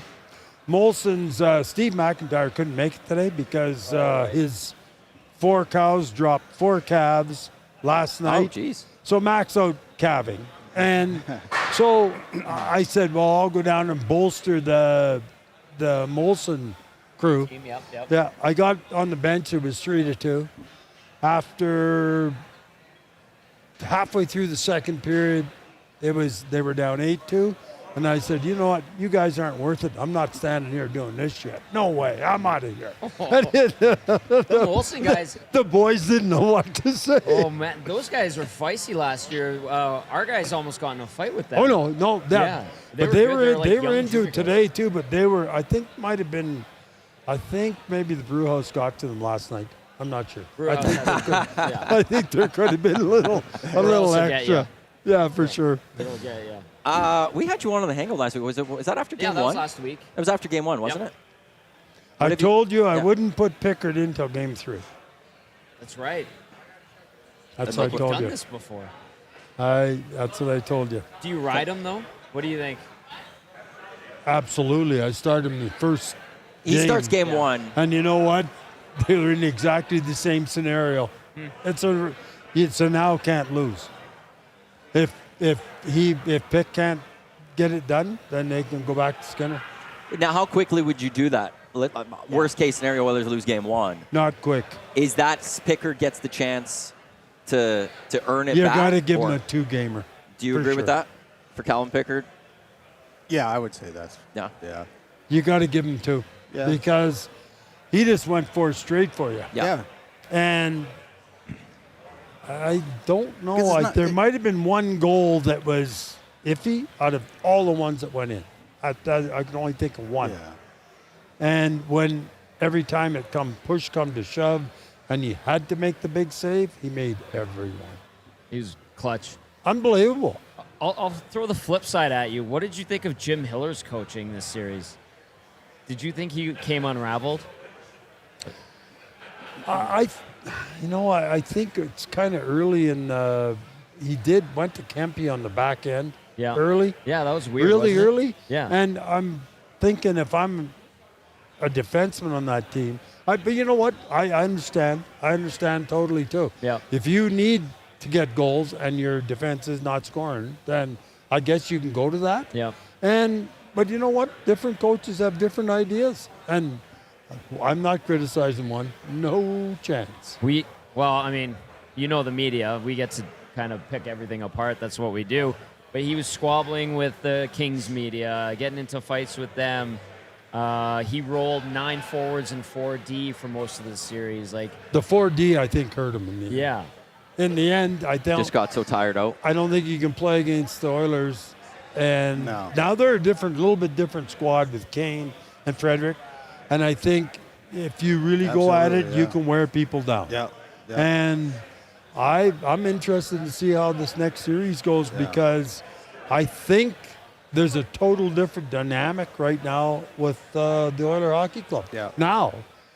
They're changing. They're transitioning into with Kane and much Frederick, more physical fast with and get into the defenseman. Yeah. You can dump it in now, and you're going to get there and pay a consequence when you get there. Yeah. So I'm kind of excited, and we won last night. What we scored 6. Yep. And the big 2 didn't get any goals. Correct. What the hell's that? Yeah. I mean, if you'd have told me that at the beginning of this series, we were going to win a game 6 and not have Connor or Leon, that's a great sign. Depth great scoring sign. yesterday. Yeah. Yeah, something that they didn't really have, especially down the stretch, was that depth scoring. Yeah. Last year in the playoffs, they did. Yeah. Right now, through this first series, it seems like they've gotten a lot of that secondary scoring. after Like the big really boys. though, in the last 15, 16 games, Jeff Skinner bought a dynamic. He put some pucks in the net for Yeah, he us. did. I mean, otherwise we might not have been where we were at the end. That's an interesting. And now Jeff is sitting because the dynamics of the playoffs kind of dictate that.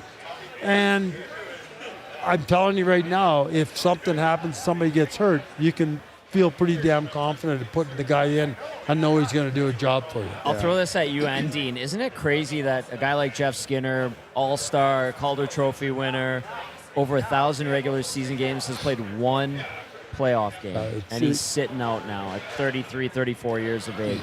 And you know what, though?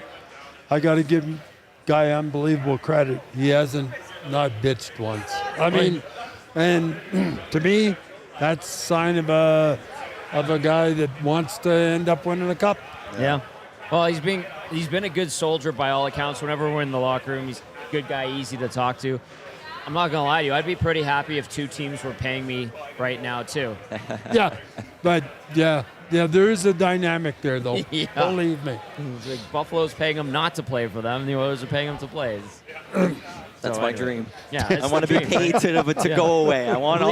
We call that passive income. Yeah, I want the Rick DiPietro contract where I'll take money for many years and I don't have to do anything. Yeah, the Bobby Bonilla. The Bobby Bonilla. We're almost done here for the EST Hangout presented by Sentinel Storage and your clear choice for Edmonton Sports. Edmonton Sports Stock presented by Play Alberta.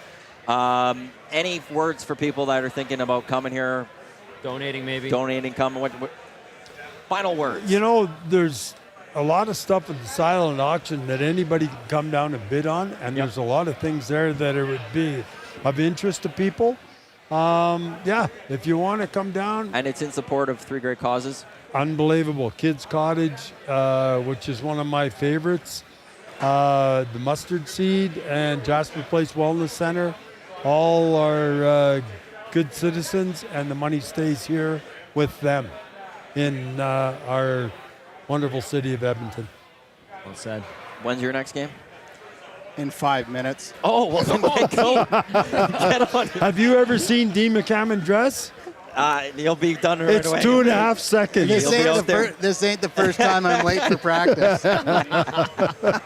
Hey, did he ever fire a stick into the third deck of the rink because you got mad at him in practice? Never. Never? He saved that for junior, right? No, yeah. He matured from the That's because in junior I thought I was something. And when I got the NHL, I figured I was not that guy. Dean, appreciate you taking the time joining us. Best of luck. Ron, thank you again. All right. And Dino, thanks for coming, buddy. Tight. I couldn't make it last so many years, so thank Really you for appreciate calling me. This is the EST Hangout presented by Sentinel Storage, live right here at the Booster Juice Rec Center in Terwilliger for Hockey Helps the Homeless, as Ron mentioned there, in support of Jasper Place Wellness Center, Mustard Seed Kids Cottage. The QR code is also on the screen if you can't get down here to jump in on the silent auction. But come on down. Games are going on for much longer. We're here till 6 o'clock. You could come watch Dean McCammon play hockey again at Edmonton. You could come watch Alex Hemsky play hockey in Edmonton. Yep. You could come and watch Gager and Cass play hockey Doug here. Hicks. You can come watch Doug Hicks, all playing hockey. This is a wonderful event. Glad to be here for the second straight year with Edmonton Sports Talk. Coming up next, we do got the Lock Shop, Dusty and Huss. We've got Oil Stream. We've got EST Afternoons. We've got the Reed Wilkins Show with Jay Milne. We're here till 6 o'clock ourselves. Good job throwing on the headset at the end. Yeah, welcome back. I got nothing.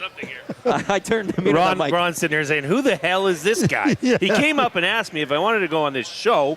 Yeah. So, hey, you know what? Sometimes, like I said, you got to know your role. And when you have a person like Ron Low and a fellow like Dean McCammon here, it's bye-bye Jay. Yeah, you got 3 hours coming up later. I'm fine. I'm No, fine. you are. Once again, Ron, thank you. Thank you for having us here. Round of clicks, Thanks round of to everyone. clicks. Round of clicks. Ron Yeah, Low, Hockey yeah. Helps the Homeless for everyone. Thanks, everybody, for coming, too. Yes. On behalf of Tommy, Ron, Dean, Gager, Jay, I'm Matt. Thanks for tuning into the EST Hangout presented by Sentinel Storage. Coming up next, it is a Lock Shop in just a few minutes. Don't go anywhere. Let's go. There you go, right in front of the camera. First-time guest, long-time listener, fan of the original draft commissioner. Welcome to the EST Hangout presented by White Claw Hard Seltzer. The difference is clear. Matt Iwanyk, Tom Zola with here. Joining us today,